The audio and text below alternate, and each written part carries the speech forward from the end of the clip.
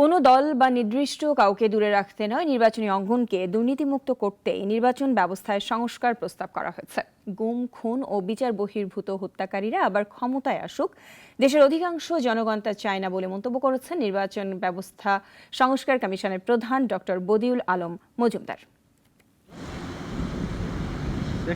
আগামী জাতীয় নির্বাচনের জন্য সুনির্দিষ্ট রোডম্যাপ চাইছে বাংলাদেশ জাতীয়তাবাদী দল বিএনপি। বাংলাদেশ জামায়াত ইসলামীও চাইছে দ্রুত সময়ে সংস্কার শেষে সুষ্ঠু নির্বাচন। এদিকে আলোচনায় আওয়ামী লীগ নির্বাচনে অংশ নিতে পারবে কিনা। এমন পরিস্থিতিতে রাজধানীর আগারগাঁওয়ে নির্বাচন কমিশন ভবনে RFED আয়োজিত মুক্ত আলোচনায় সাংবাদিকদের সাথে কথা বলেন নির্বাচন ব্যবস্থা সংস্কার কমিশনের প্রধান বদিউল আলম মজুমদার। নির্বাচনী ব্যবস্থা থেকে দূরে রাখার আমরা সুপারিশ করেছি। তিনি বলেন, গণহত্যাকারীরা যাতে নির্বাচনে অংশ নিতে না পারে সেই সুপারিশ করেছে নির্বাচন ব্যবস্থা সংস্কার কমিশন। পাশাপাশি বিগত 3টি নির্বাচনে দায়িত্ব পালনে ব্যর্থ 3 নির্বাচন কমিশনকে বিচারের আওতায় আনতে তদন্ত কমিশন গঠনেরও সুপারিশের কথা জানান তিনি।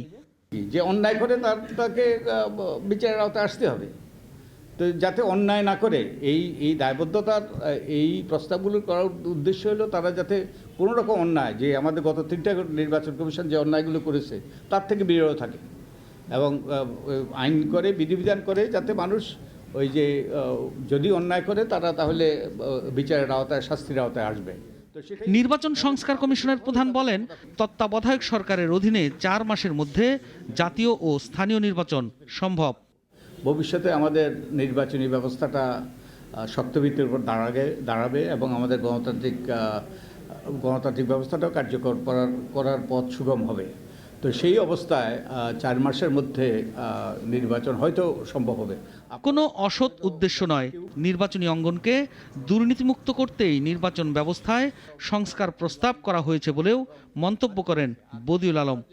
নির্বাচন সম্পর্কে সাইফুল শাহীন, নাগরিক, ঢাকা। 250টিরও বেশি ডিজাইন অপশন নিয়ে ওয়ালটন স্মার্ট ফ্রিজ, বোঝে আপনার প্রয়োজন।